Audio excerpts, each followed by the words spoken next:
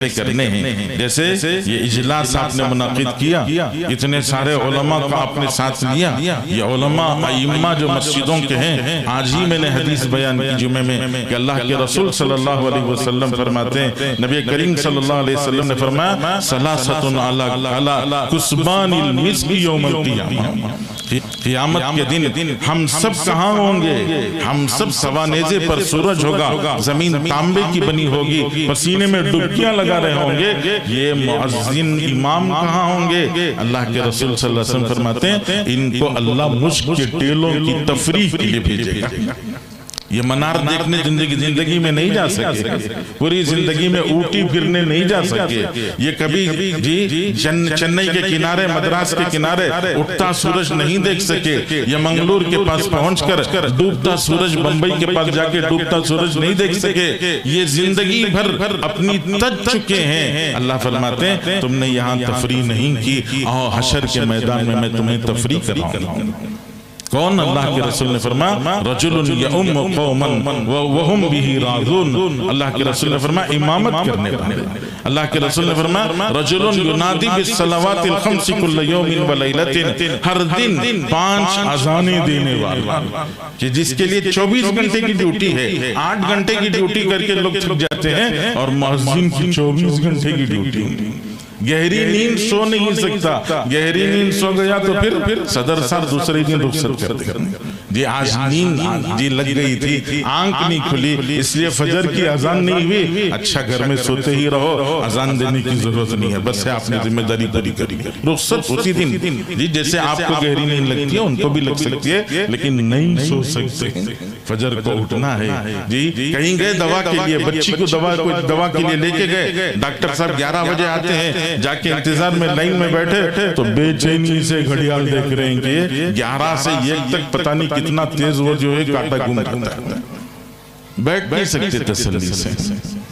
قربانیاں ہیں. اللہ کے رسول فرماتے ہیں ان قربانیوں کا بدلہ وہاں ملے گا. یہاں آپ 12-13 ہزار دیکھ کر خوش ہو گئے ماشاءاللہ. جی 12-13 ہزار پر گویا پوری ذمہ داری کا ہم نے معاوضہ ادا کر دیا. ہمیں یہ علماء سے بھی میں عرض کرتا ہوں کہ ہم آپ کے ملازم نہیں ہیں, ہم اللہ کے ملازم ہیں. ہم آپ کے ملازم نہیں ہیں, ہم اللہ کے ملازم ہیں. اور جی فارسی کا مشہور مقولہ ہے, فارسی میں کہتے ہیں قدر جوہر شاہ دانت یا بھی دانت جوہری. جوہر موتی کی قدر وہ تو بادشاہ کو معلوم ہے یا پھر جوہری کو معلوم ہے. ترکاری بیچنے والے کو جوہری موتی کی کیا قدر معلوم ہے, دودھ بیچنے والے کو موتی کی کیا قدر معلوم ہے, وہ تو شاہ جی بادشاہ کو معلوم ہے, جوہری کو معلوم ہے. ان کی قدر اللہ کو معلوم ہے, اللہ کے رسول کو معلوم ہے, جی ہمیں نہیں معلوم.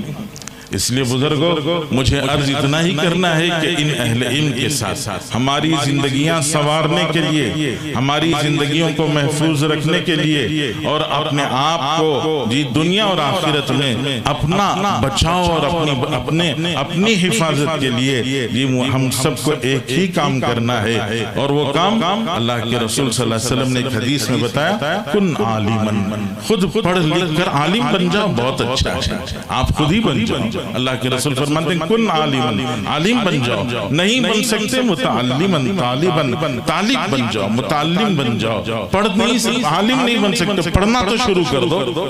جی پڑھنا شروع کر دو, دین سیکھنا شروع کر دو. اگر یہ بھی نہیں کر سکتے تو جی یہ مجمع جو یہاں بیٹھا ہوا ہے ایسے بن جاؤ کہ دین کی بات سننے والے. حضرت مولانا شاکر اللہ صاحب جب جی پورے جذبے کے ساتھ میں, پورے درد کے ساتھ میں بیان کر رہے تھے تو میرا دل اندر سے پکار کے کہہ رہا تھا کہ مولانا جن کو آپ بلا رہے ہیں وہ نہ ہمارا جمعہ کا بیان سنتے ہیں نہ ایسی تقریروں میں آتے ہیں. ان کے کانوں میں تو بات ہماری پڑتی ہی نہیں ہے جن کو ہم سنانا چاہتے ہیں.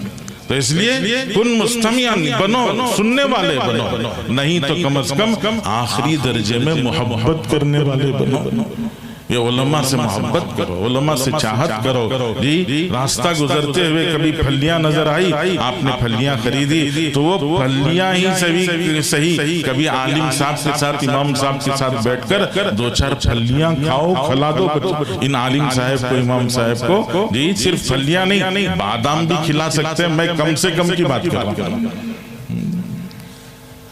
تو محبن کم سے کم چاہنے والے تو بنیے. اللہ کے رسول نے فرمایا وَلَا تَكُنْ خَامِسًا، عالم بھی نہیں، متعلم بھی نہیں، جی مستمع بھی نہیں، محب بھی نہیں، عالم بھی نہیں، پڑھنے والا بھی نہیں، چاہنے والا بھی نہیں، سننے والا بھی نہیں. تو یہی وہ مجمع ہے جو برباد ہو رہا ہے.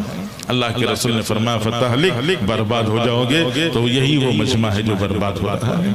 اس لیے بزرگوں میں آپ سے عرض کرتا ہوں کہ ہم سب کوشش کریں، ایک ایک نوجوان کے کندھے پر ہاتھ رکھیں، محبت پیار کے ساتھ